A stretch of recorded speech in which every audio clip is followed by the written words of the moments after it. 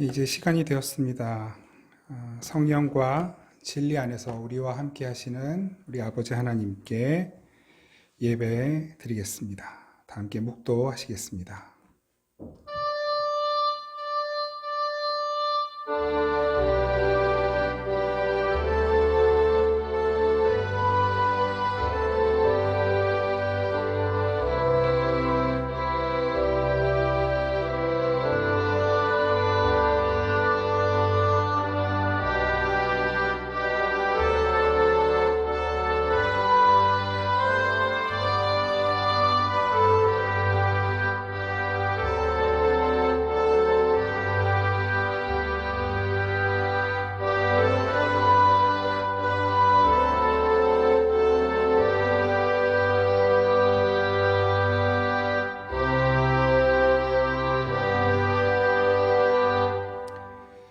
감사함으로 그의 문에 들어가며 찬송함으로 그의 궁정에 들어가서 그에게 감사하며 그의 이름을 송축할지어다. 여호와는 선하시니 그의 인자하심이 영원하고 그의 성실하심이 대대에 이르리로다. 아멘. 살아계신 아버지 하나님 감사합니다. 우리의 믿음, 우리의 신앙 모두 다 하나님이 선물로 주셔서 결코 우리 힘으로 이룰 수 없는 영원한 하나님 나라에 이르도록 하시고 그 나라까지 가는 우리의 모든 삶 또한 끝까지 책임지시며 붙들어 주시니 감사드립니다. 힘들고 어려운 상황 가운데서도 하나님 바라볼 수 있도록 우리를 불러주시니 감사합니다. 하나님이 이 예배 가운데에 참으로 우리를 사랑하시고 우리를 위하여 일하시며 우리를 그토록 소중히 여기시는 우리 아버지 하나님의 따뜻한 그 사랑을 다시 한번 깊이 경험하게 하시고 우리는 그저 주님께 드릴 것 없으나 주님께서 주신 은혜를 깨닫고 감사함으로 주님의 기쁨이 되는 이 예배가 되게 하여 주옵소서. 감사드리고 우리를 사랑하시는 예수 그리스도 이름으로 기원하옵나이다. 아멘. 593장 찬양 드리겠습니다. 593장 찬양 드리겠습니다.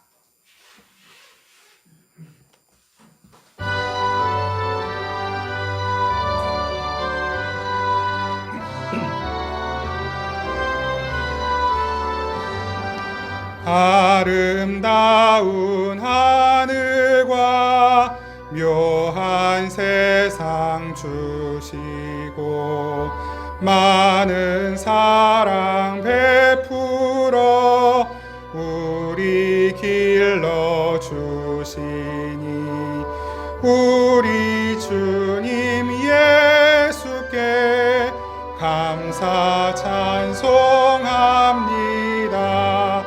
산과 들의 초목을 울창하게 하시고 달과 별의 광채를 밤에 보여주시니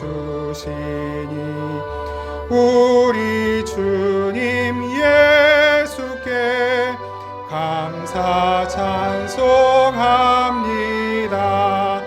눈과 귀를 밝히사 마음과 뜻이 합하고 신기하게 움직여 묘한 조화 이루니 우리 주님 예수께 감사 찬송합니다. 부모 자녀의 정과 형제 자매 우애와 친구들의 사랑을 나누도록 하시니 우리 주님 예수께 감사 찬송합니다. 거룩한 손 가지고 봉사하는 교회가 순결함과 사랑을 나누도록 하시니 우리 주님 예수께 감사 찬송합니다. 주는 인류 위하여 십자가에 달리사 땅의 평화 이루고 하늘 기쁨 주시니 우리 주님 예수께 감사 찬송합니다. 아멘. 우리 지난 한 주간 동안 하나님 앞에 지었던 모든 죄와 허물들을 침묵으로 고백하며 기도하겠습니다.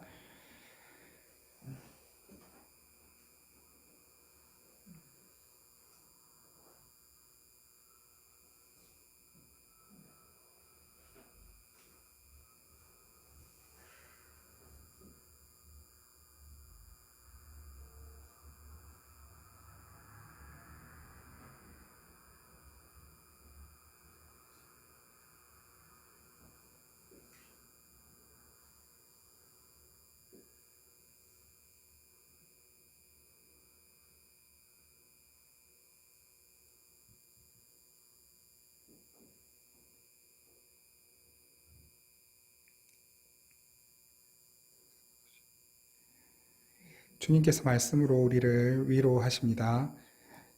여호와여, 주께서 주의 땅에 은혜를 베푸사 야곱의 포로된 자들이 돌아오게 하셨으며 주의 백성의 죄악을 사하시고 그들의 모든 죄를 덮으셨나이다.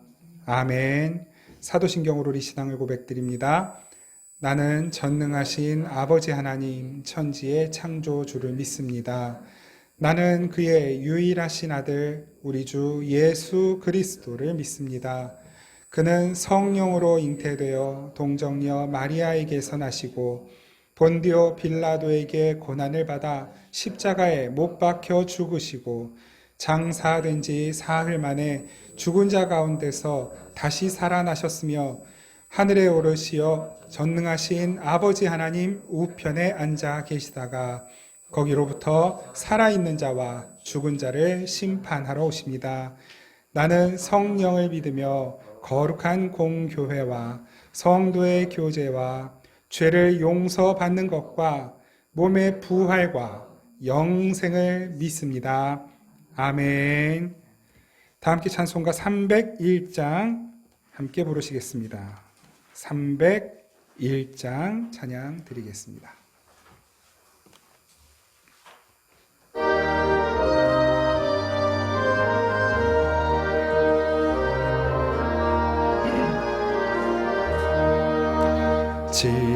지금까지 지내온 것 주의 크신 은혜라.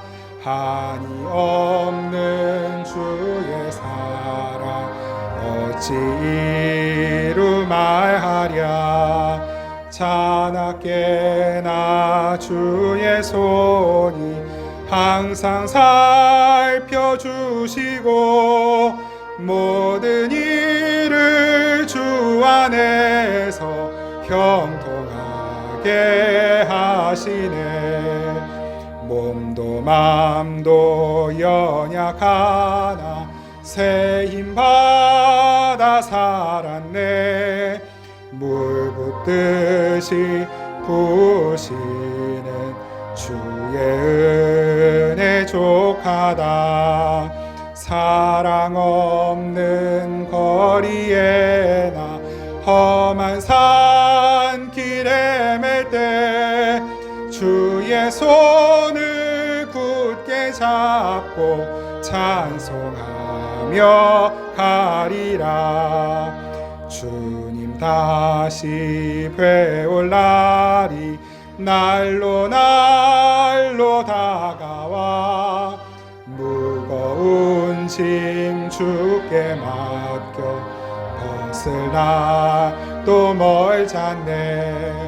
나를 위해 예비하신 고향 집에 돌아가 아버지의 품 안에서 영원토록 살리라.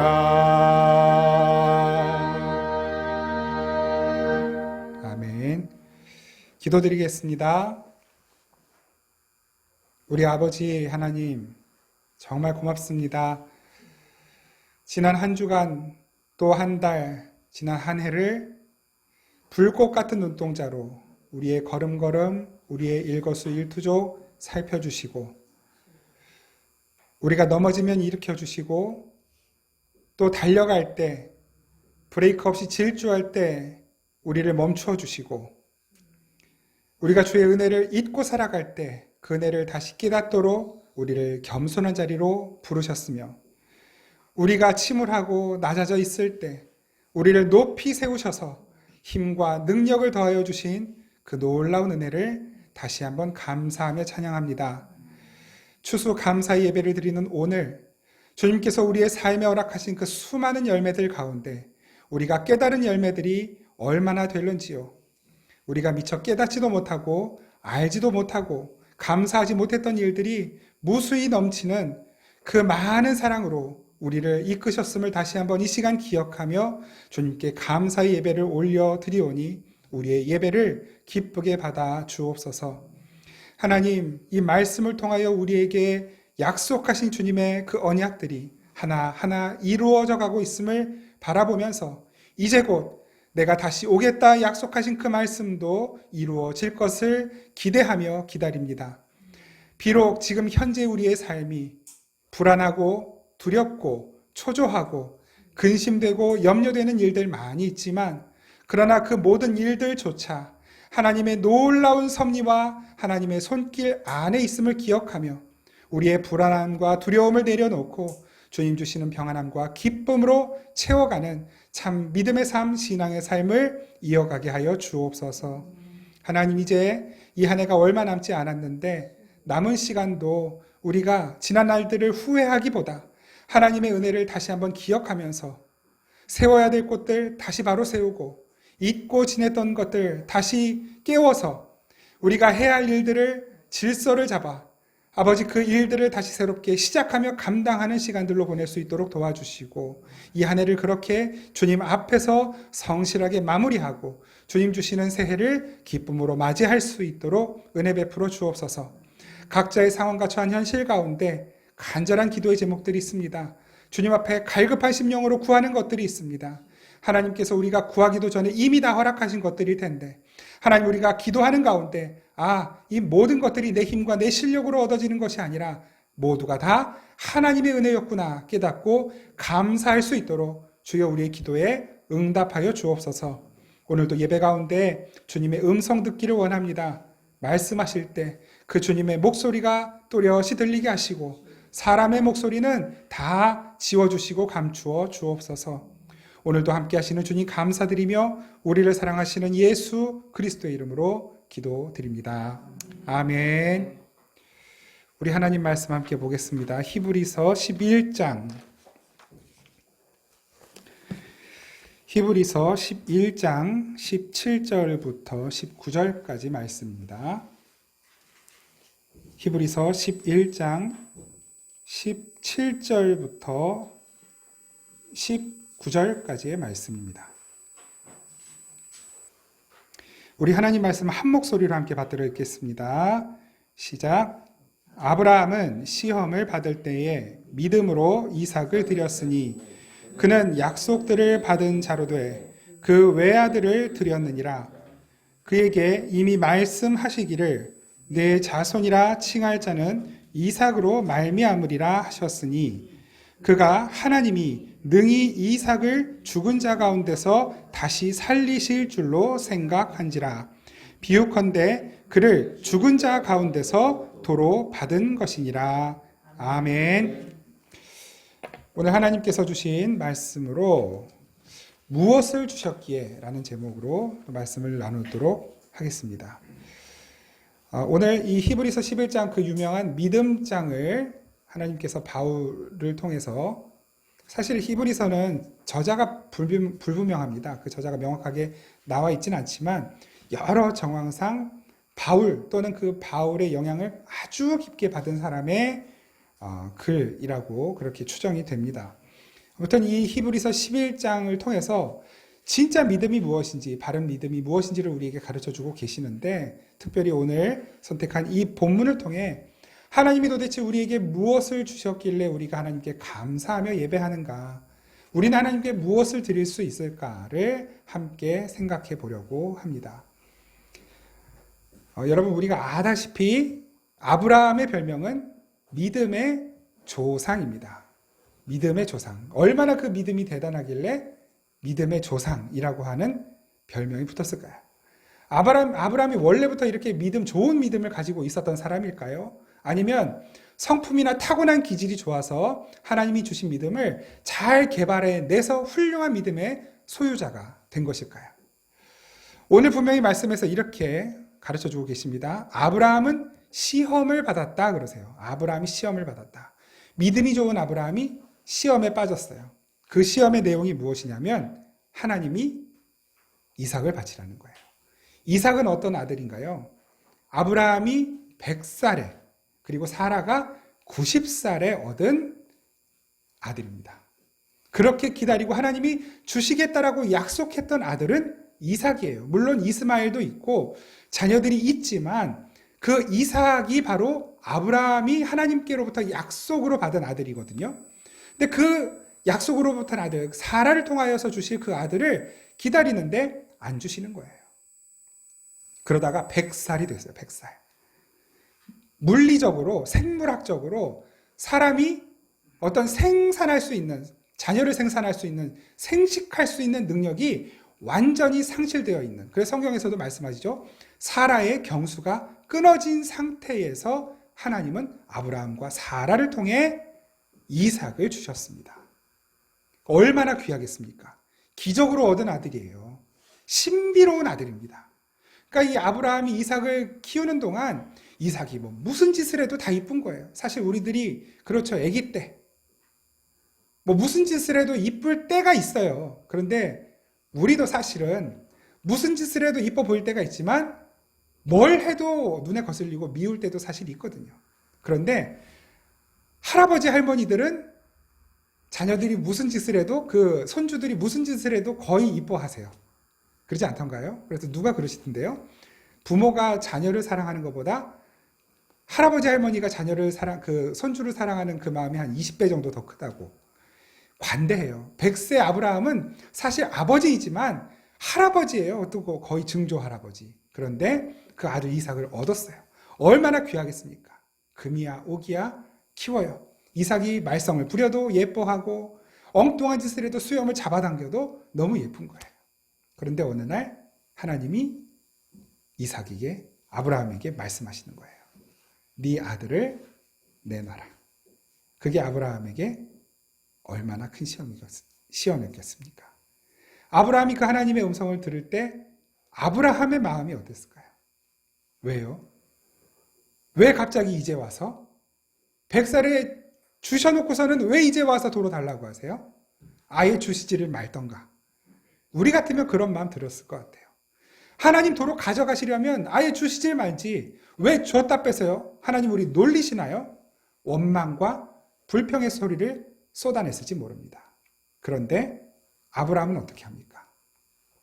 그 안에 어떤 마음이 있었는지 우리는 알 수 없지만 이삭을 불러내요. 야 이삭, 하나님이 우리를 부르신다. 우리 예배하러 가자.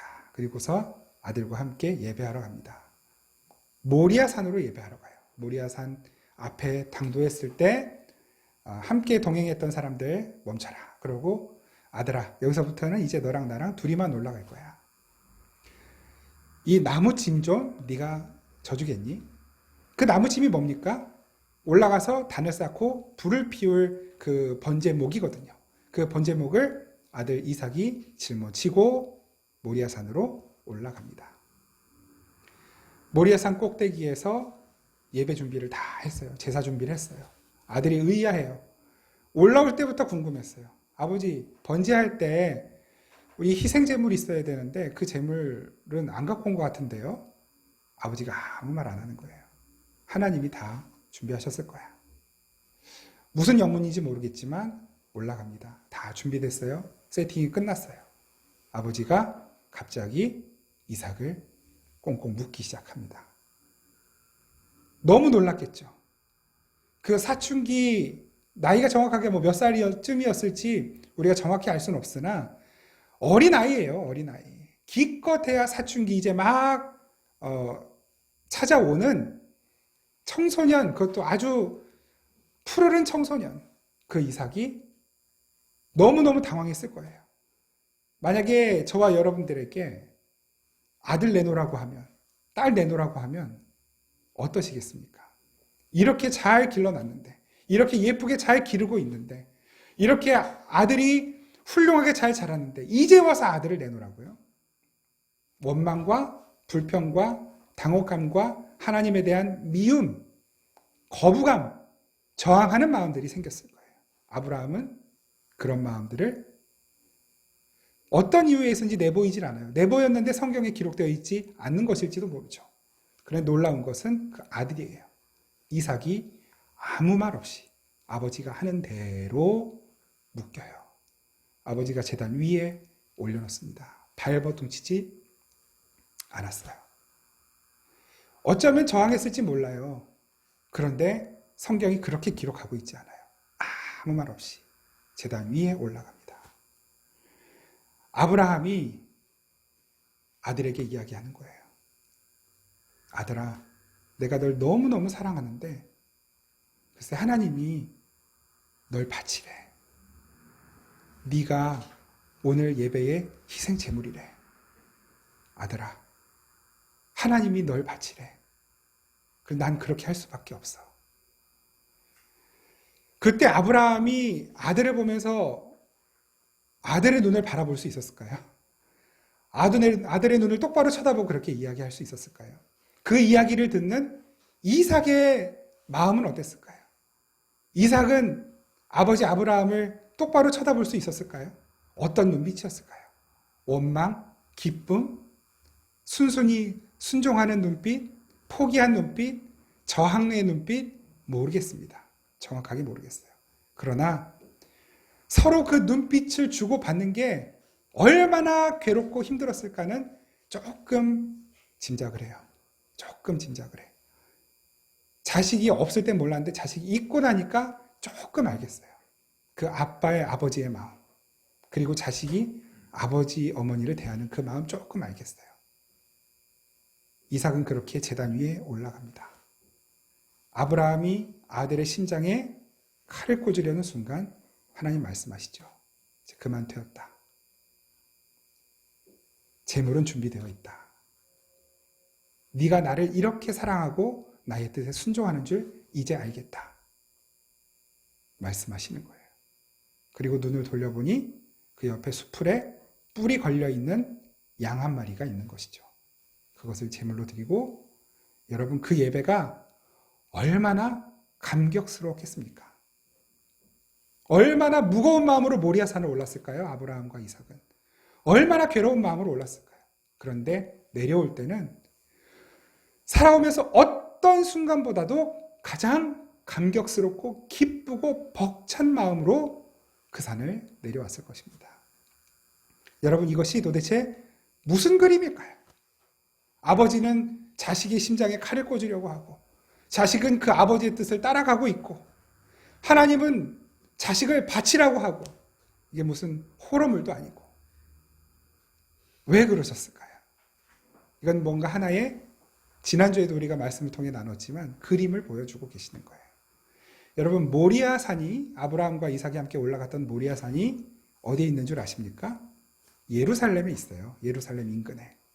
근데 여러분 예수님께서 십자가를 지시고 올라가셨던 골고다 언덕이 어디 있는 줄 아세요? 바로 그 예루살렘에 있어요. 아들 이삭이 자기가 올라가야 될, 자기가 태워져야 할 그 번제목, 그 나무찜을 지고 모리아산을 올라간 것처럼 예수님께서 자기가 달리실 십자가를 지고 그 산을 올라가신 것입니다. 아브라함에게 하나님께서 아브라함에게 너 네 아들의 심장에 칼을 꽂아라 하는 것보다 훨씬 쉬운 명령이 있었을 거예요. 뭘까요? 아브라함아, 나는 너를 원한다. 네 심장에 칼을 꽂아라. 그러면 아브라함은 기꺼이 순종했을지 몰라요. 아들을 살리고 싶으냐? 그러면 네 심장에 칼을 꽂아라 그랬으면 기꺼이 자기 심장에 칼을 꽂았을 거예요. 그런데 그것보다 정말 100배, 1000배 힘든 게 뭐냐면 아들의 심장에 칼을 꽂으라는 거예요. 그건 뭡니까? 하나님은 이삭을 원하신다라고 말씀하시는 것이 아니라 진짜 아브라함의 전부를 원하시는 거예요. 아브라함의 전부를 원하셨기 때문에 아브라함에게 너 아들의 심장에 칼을 꽂으라고 말씀하신 것입니다. 다시 말해서 아버지는 곧 아들이에요. 아들이 곧 아버지예요. 그 그림을 보여주시는 거예요.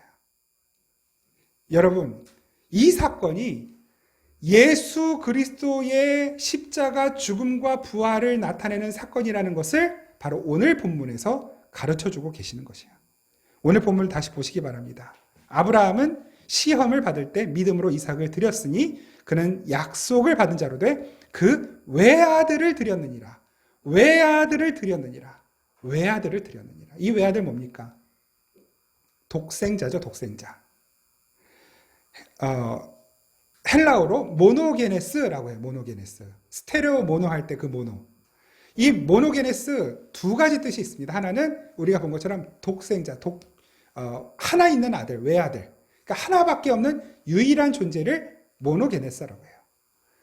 여러분, 예수님을 우리가 독생자라고 하죠. 하나님이 세상을 이처럼 사랑하사 독생자를 주셨으냐 할 때에 그 독생자도 모노게네스예요.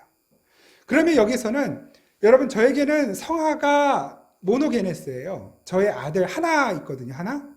딸도 하나 있어요. 둘 다 모노게네스예요. 각각 우리 자녀가 둘이다 그렇게 말할 수 있지만 딸은 모노게네스, 아들 모노게네스 하나씩이에요. 그럼 딸이 둘 있는 집안은 딸이 둘이다라고 할 수 있지만 큰 딸 하나, 작은 딸 하나예요. 각각이 모노게네스예요. 하나밖에 없는 거예요, 그거는. 하나님이 그 아들을 주셨어야 했을 때에 그 모노게네스 독생자는 뭘까요? 하나님은 있고 하나님 따로 예수님 따로 라고 우리는 볼 수 있는데 사실은 그게 하나인 거예요. 그 독생자는 하나님이 누구 배 아파가지고 낳은 아들이 아니라 바로 그 독생자 예수가 하나님이시거든요.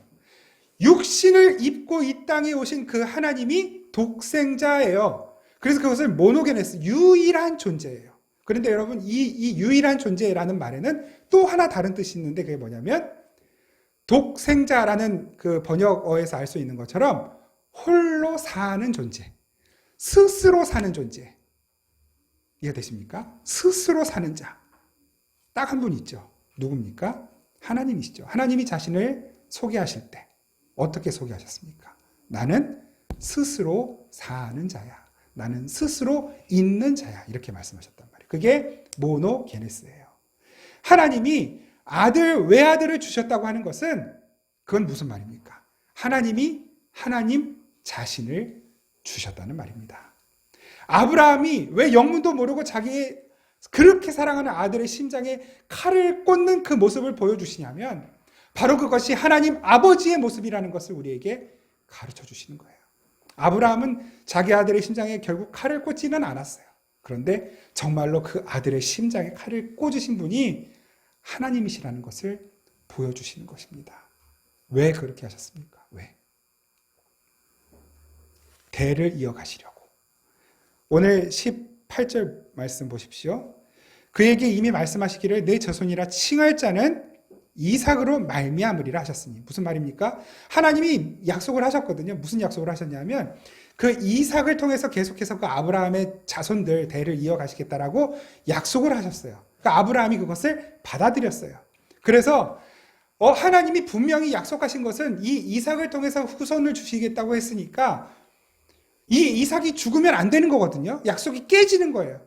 그런데 하나님이 약속하셨으니까 나는 하나님의 말씀을 따라서 이삭의 심장에 칼을 꽂아도 분명히 이삭을 통해 자손이 이어질 텐데 그건 뭐지? 하나님이 이삭을 다시 살리시려나 보다. 여기까지 생각이 이어져 가는 거예요. 그게 19절 말씀이죠. 그가 하나님이 능히 이삭을 죽은 자 가운데서 다시 살리실 줄로 생각한지라. 하나님이 이삭을 내가 하나님의 뜻을 따라 하나님의 명령을 따라 이삭을 제물로 바쳤을 때 하나님은 다시 이삭을 살려내실 것이다 라고 하는 믿음이 있었다는 것입니다. 그래서 비유컨대 그를 죽은 자 가운데서 도로 받은 것이니라. 무슨 말입니까? 죽었는데 살아났다라는 뜻이죠. 아브라함은 결국 이삭의 심장에 칼을 꽂지는 않았어요. 그건 그냥 그래서 죽었다가 살아난 것으로 인정을 해주시는 거예요. 그런데 정말로 그런 모형이 아니라 그것이 실체가 되어 나타난 사건이 있는 것입니다. 하나님 자신의 심장에 칼을 꽂으신 사건. 바로 그것이 십자가 사건인 것입니다. 그 아브라함의 아들 이삭을 통해 대가 이어진 것처럼 마찬가지로 하나님 자신을 내어주심으로 말미암아 예수 그리스도로 하나님 자신을 우리에게 그냥 희생 제물로 내어주심으로 말미암아 죽은 자 가운데서 다시 얻은 것처럼 얻어진 자들, 그게 누구냐면 바로 저와 여러분들인 것입니다. 그 아들을 죽여냄으로 말미암아 살아나게 된 자들, 대가 이어진 거예요. 이삭을 통해 대를 잇겠다라고 하신 약속을 하나님이 예수 그리스도를 통해 그 믿음의 대가 이어지도록 만드신 것입니다. 예수의 죽음을 통해 죽어야 할 인간이 죽지 않고 살아서 그 믿음의 대를 이어 하나님의 아들의 이름으로, 아들들의 이름으로, 하나님의 자녀들의 이름으로 그 하나님 나라 족보에 이름이 새겨지게 된 거예요.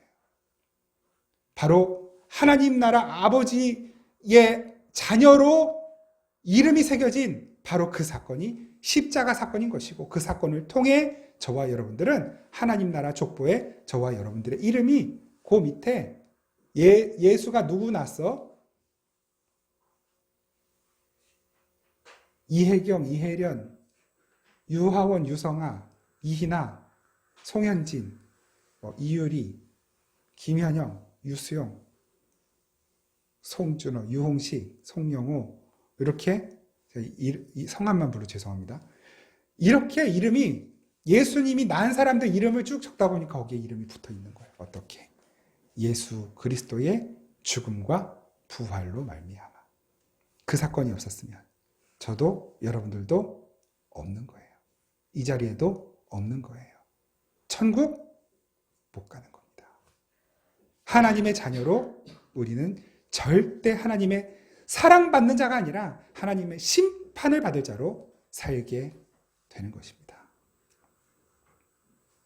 그거 면하게 하시려고, 우리 살려내시려고 지불하신 대가가 무엇이냐면 하나님 자신의 심장에 칼을 꽂으시는 사건이었어요. 그러니까 하나님이 그걸 하나님의 죽음이라고 말하거든요. 근데 하나님은 여러분 죽으시는 분이 아니잖아요. 진짜 하나님의 죽음이 뭐냐면 그 완전하신 하나님이 인간의 몸을 입고 이 땅에 내려오신 거, 인간이 되신 것이 하나님의 죽음이에요. 인간이 되실 수도 없고 되실 필요도 없고 되셔서도 안 되는데 그분이 친히 인간이 되셔서 심지어 인간들의 죄를 다 짊어지고 그 골고다 올라가신 것, 그것이 하나님의 죽음인 것입니다. 그 죽음으로 우리가 살아나게 된 거예요. 우리가 이 추수 감사의 날 정말로 기쁘게 받아들이고 감사해야 할 열매는 무엇이냐면 다름 아닌 저와 여러분들의 생명입니다. 이 육신의 생명, 물론 그것도 감사하지만 우리의 이 영원히 사는 우리의 영혼의 생명,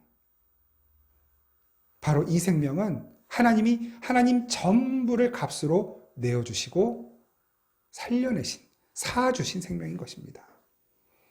이렇게 하나님이 자신의 전부를 내놓으시고 우리를 살려내셨는데 어떤 이들은 여전히 하나님 올해는 저에게 좀 주신 게 별로 없습니다.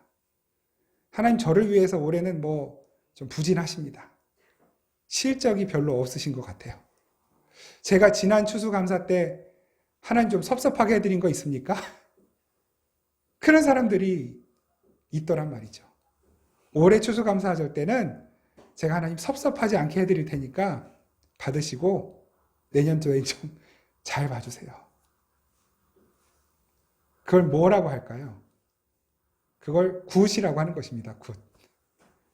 무당에게 복채내고 굿 해달라고 빌어서 그 무당이 귀신에게 빌어주고 저 사람 지금 나한테 잘 보였으니까 우리 신령님에게 잘 보였으니까 해코지 하지 마시고 좀 잘 좀 봐주십시오.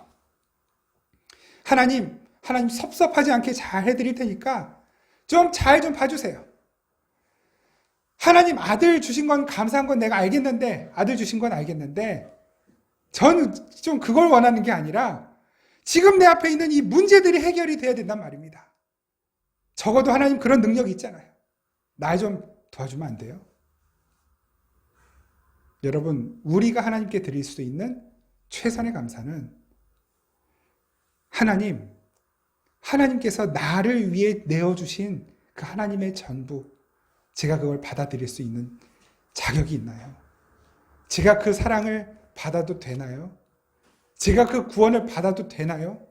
저의 삶을 보면, 저의 생각하는 것, 말하는 것, 저의 행동하는 걸 보면 정말로 하나님께 드린 것도 없고 하나님을 기쁘시게 할 만한 것이 이렇게 없는데도 제가 하나님 주신 이 사랑을 그냥 아무 대가 없이 받아도 되나요?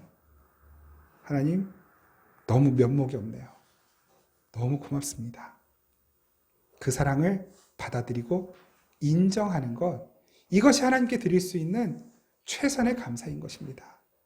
더불어서 예수 그리스도께서 그렇게 자기를 부인해 내셔서 자신의 몸을 찢어주시고 자신의 피를 흘려 우리를 살리셔서 그 생명을 우리에게 주셨다고 한다면 이제 우리도 예수를 먹고 예수의 피를 마신 자잖아요. 예수님의 에너지, 예수님의 생명력이 우리 안에 있게 된 것이잖아요. 그 예수의 살과 피를 먹은 그 에너지 어디다 쓸 거예요? 그것이 진짜 우리 생명이라며요. 그 예수님의 살과 피를 먹고 얻어진 그 에너지 도대체 어디 있는 거예요? 그것을 먹고 마신 그 에너지는 똑같이 예수님의 생명으로 나오게 되어 있는 것 아닙니까? 그 예수님께서 자신을 우리를 위해 내어주시고 우리를 살리셨다고 한다면 이제는 그 살과 피를 먹은 우리들 또한 예수님의 그 생명력을 나의 삶을 통해 드러내고 나타내고 나누는 것으로 나타나는 것이 마땅한 것입니다. 오늘 이 감사하는 날 주님께서 무엇을 우리에게 하나님이 이렇게 나를 사랑하시는데 이처럼 하나님 전부를 나에게 주실 만큼 사랑하시는데 그 나를 이렇게 사랑하시는 하나님이 허락하신 것이라면 분명히 거기에도 뜻이 있고 이유가 있는 줄 믿습니다. 하나님이 나를 이렇게 사랑하시는 하나님이 나를 위해 하신 이 일, 하나님 그것이 옳습니다. 지난 시간들, 지난 한 해를 돌아볼 때 내 뜻대로 안 된 일들 너무 많지만 그것을 통해 하나님이 원하시고 생각하신 그 일을 이루려고 하셨던 것이군요. 하나님 고맙습니다. 비록 제가 그때는 철이 없어서 하나님 원망했는데 돌아보니 그것 또한 하나님께서 나에게 더 좋은 선물 주시려고 베풀어 주신 은혜였네요. 하나님 고맙습니다. 그런 것이라면 하나님께서 나에게 어떤 일을 허락하시든지 제가 기꺼이 받아들이겠습니다. 하나님께서 이렇게 저와 여러분들을 부정해 가실 때, 저와 여러분들의 뜻을 부정해 가실 때조차라도 하나님 그렇게 하시면 하나님께서 하신 그 일이 옳습니다. 제가 그것을 받아들입니다. 물론 쉽지 않았을 거예요. 이삭 쉬웠겠습니까? 아브라함 그 마음이 쉬웠을까요? 예수님 그 심정이 어떠셨습니까? 다 하나님의 뜻이고 아버지의 뜻인 줄 알지만 예수님도 겟세마네에서 이렇게 기도하시는 거예요. 아버지 정말 꼭 이 잔을 내가 받아 마셔야 되겠습니까? 그 정도 하나님 앞에 간절히 기도하실 정도였으면 그건 정말 쉽지 않은 일이거든요. 이삭의 마음, 아브라함의 마음 최소한 그 정도 저항이 있었을 거예요. 하나님 왜 하필 나예요? 하나님 왜 하필 나예요? 다른 좋은 것 많고 좋은 사람들 많고 훌륭한 사람들 많고.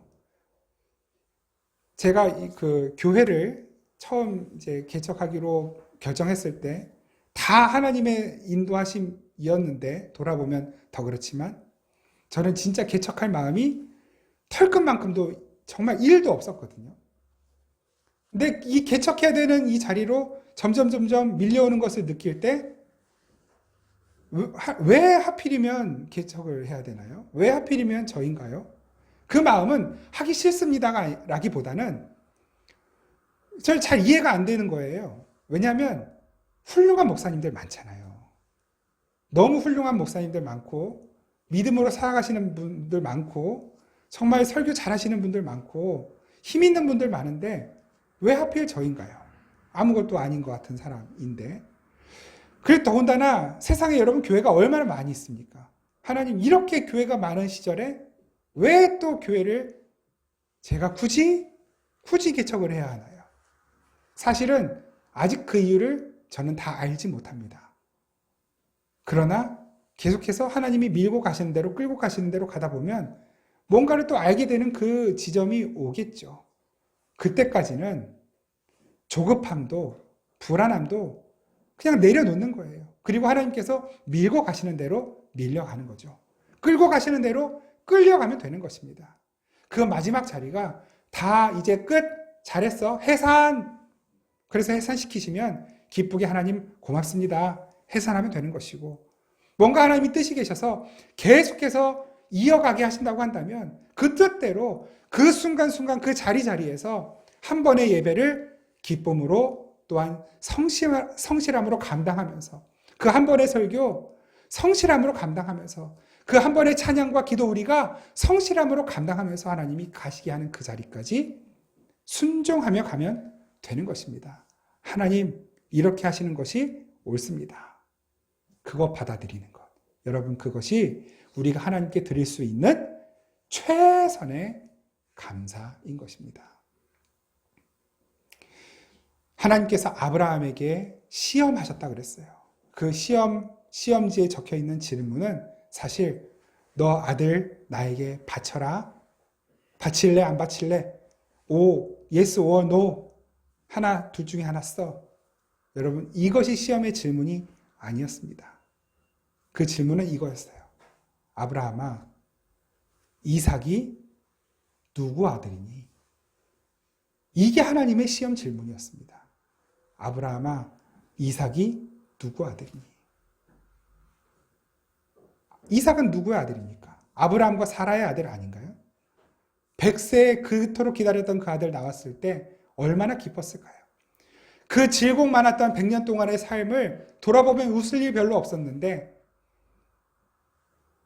100세에 받은 하나님이 약속으로 주신 그 아들이 정말로 하나님 주셨네 기뻐하면서 비로소 웃기 시작한 거예요.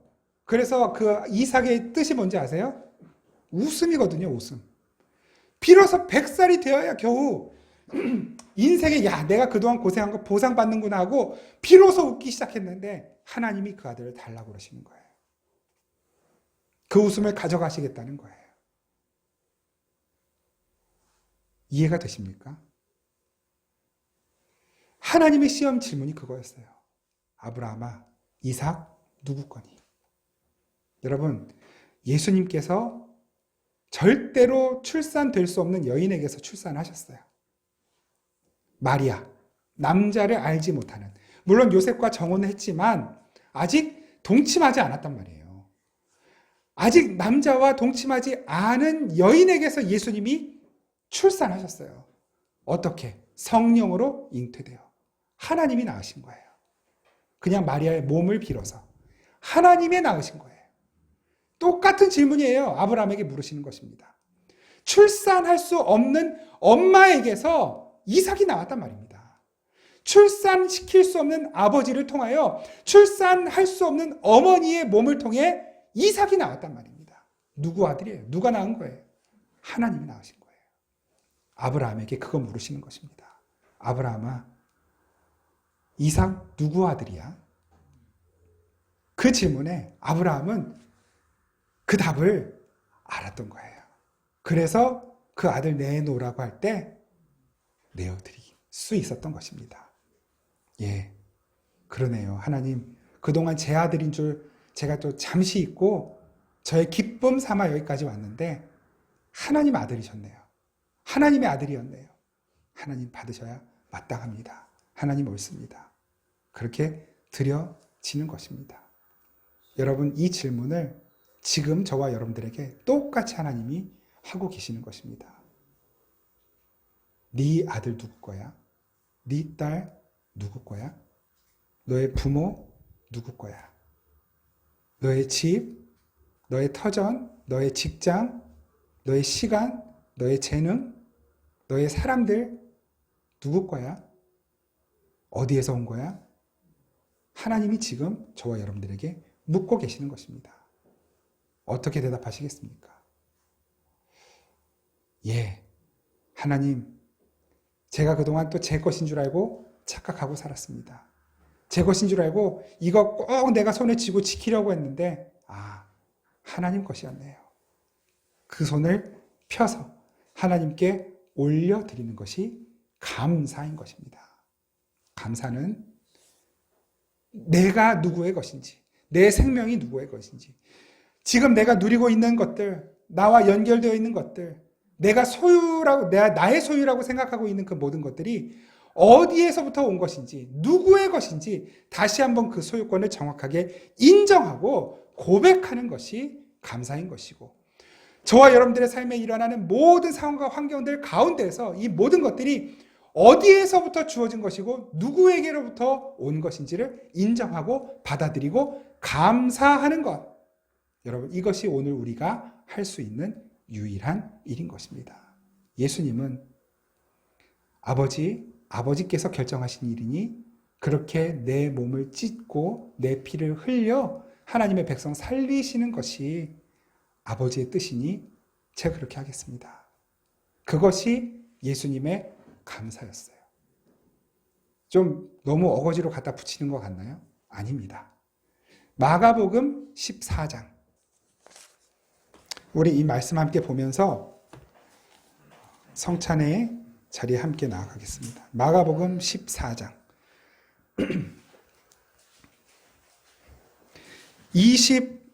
22절부터 25절까지. 마가복음 14장 22절부터 25절까지 찾으셨으면 우리 함께 읽겠습니다. 시작. 그들이 먹을 때에 예수께서 떡을 가지사 축복하시고 떼어 제자들에게 주시며 이르시되 받으라, 이것은 내 몸이니라 하시고 또 잔을 가지사 감사 기도하시고 그들에게 주시니 다 이를 마시매 이르시되 이것은 많은 사람을 위하여 흘리는 나의 피 곧 언약의 피니라. 진실로 너희에게 이르노니 내가 포도나무에서 난 것을 하나님 나라에서 새 것으로 마시는 날까지 다시 마시지 아니하리라 하시니라. 아멘. 예수님은 다 알고 계셔요.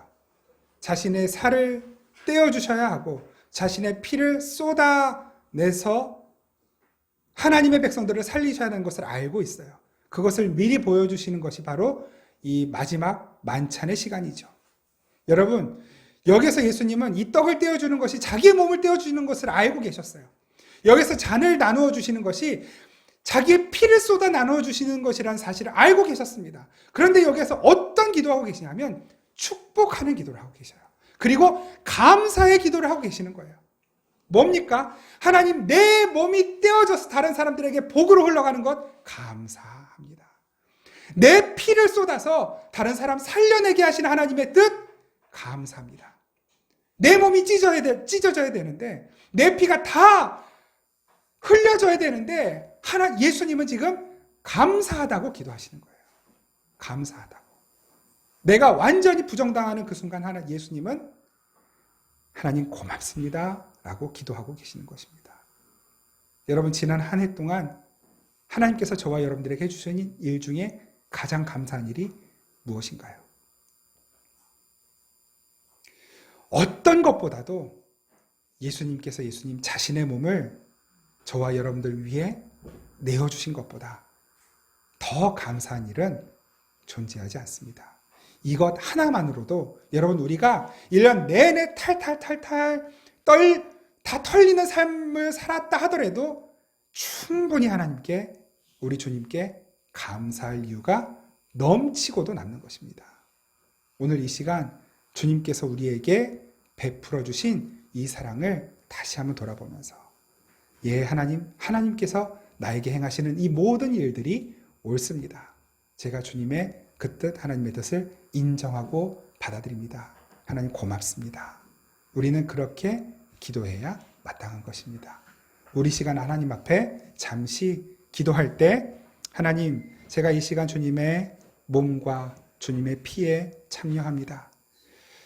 예수님이 이렇게 예수님 자신의 전부를 다 내어주셔서 나를 살리셨는데 그 살과 피를 내가 먹고 나도 그 힘과 에너지를 내가 사랑하는 나의 이웃들, 내게 맡겨주신 일들을 또한 하나님 아직도 주님을 알지 못하는 이들에게 그 생명을 나누고 흘려보내며 살기 원합니다. 주님 저를 받아 주옵소서. 우리 시간 함께 잠시 기도하며 나아가겠습니다. 잠시 묵상하며 기도드리겠습니다.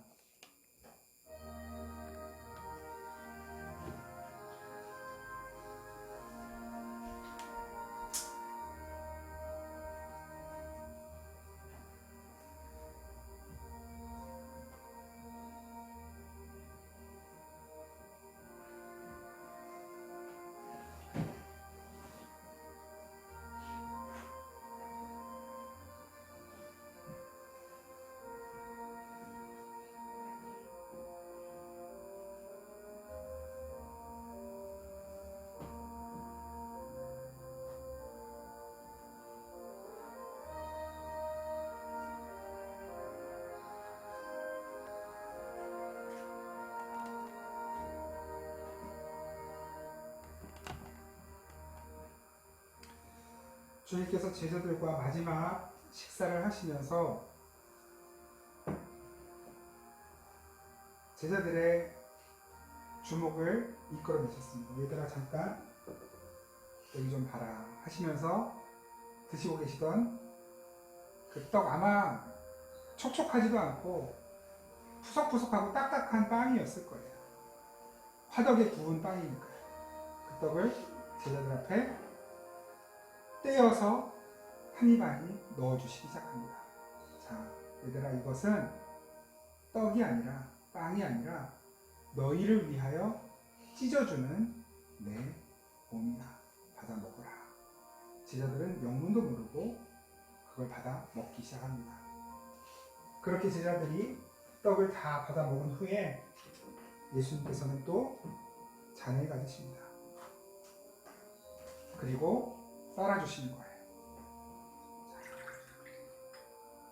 이 잔은 잘 들어 지금부터 이 잔은 포도주가 아니라 포도즙이 아니라 내가 너희를 위하여 너희 살리려고 흘리는 나의 피 곧 하나님께서 약속하신 언약의 피란다. 받아 마셔라. 제자들은 또 영문도 부르고 받아 마셔라.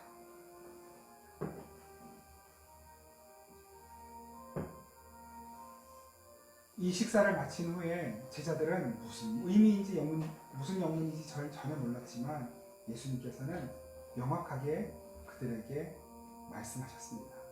이제 곧 나는 십자가를 지고 죽임을 당하게 될 거야. 지금 이 떡과 잔 마신 거 잘 기억해라. 나를 기념해라. 그리고 내가 너희를 위해 내 몸과 내 피를 찢어주고 흘려준 것처럼 너희도 서로 섬기고 남을 섬기고 너희의 삶을 내어주는 삶을 살아라. 그리고 찬양하며 산에 오르셨다라고 말씀하고 계십니다. 오늘 우리 시간 예수님의 몸과 예수님의 피에 참여하는 시간입니다.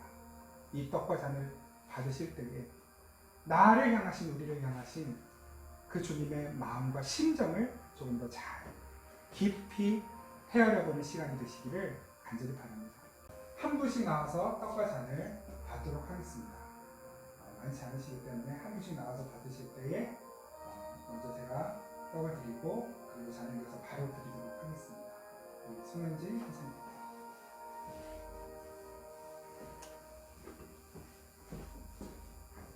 이것은 예수님께서 현진 형제를 위해 찢어주신 예수님의 몸입니다. 이것은 예수님께서 현진 형제를 위해 흘려주신 예수님의 피입니다.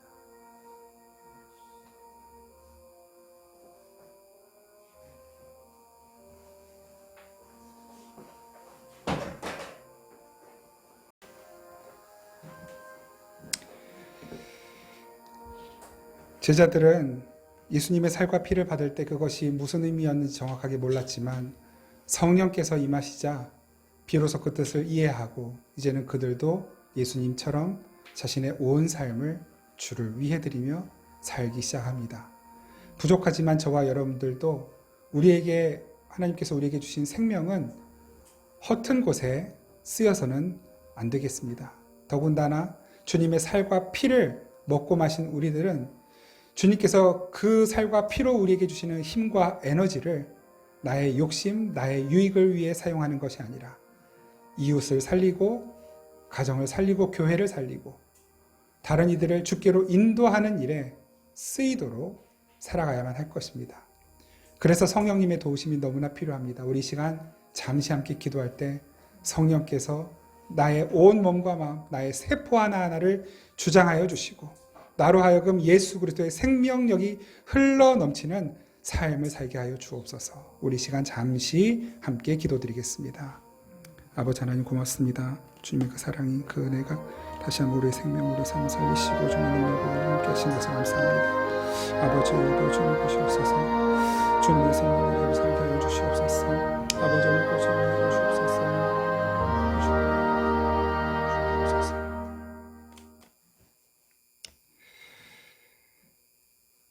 하나님 아버지 고맙습니다.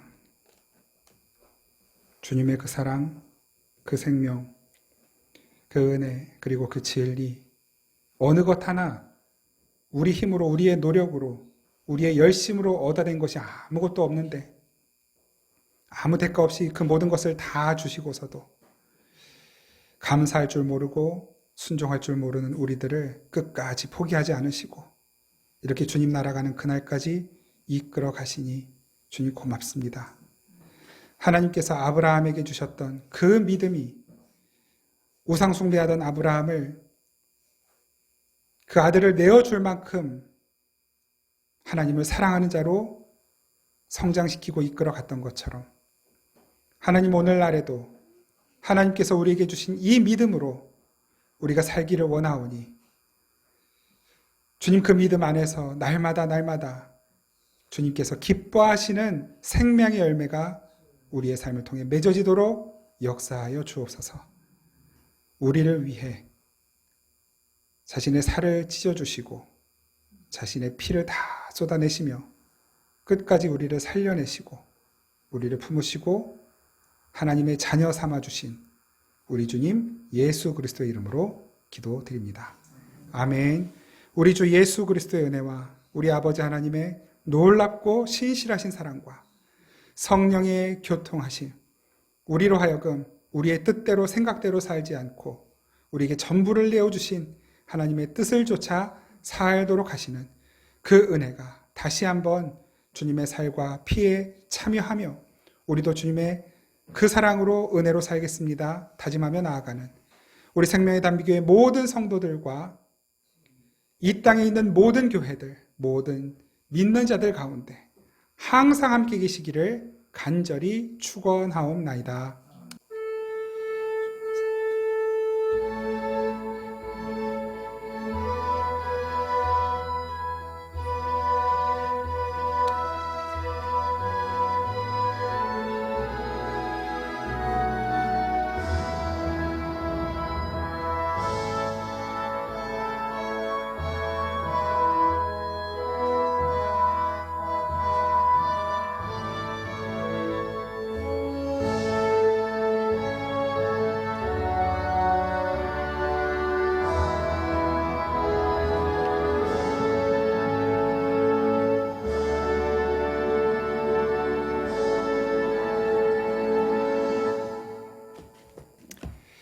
네, 고맙습니다.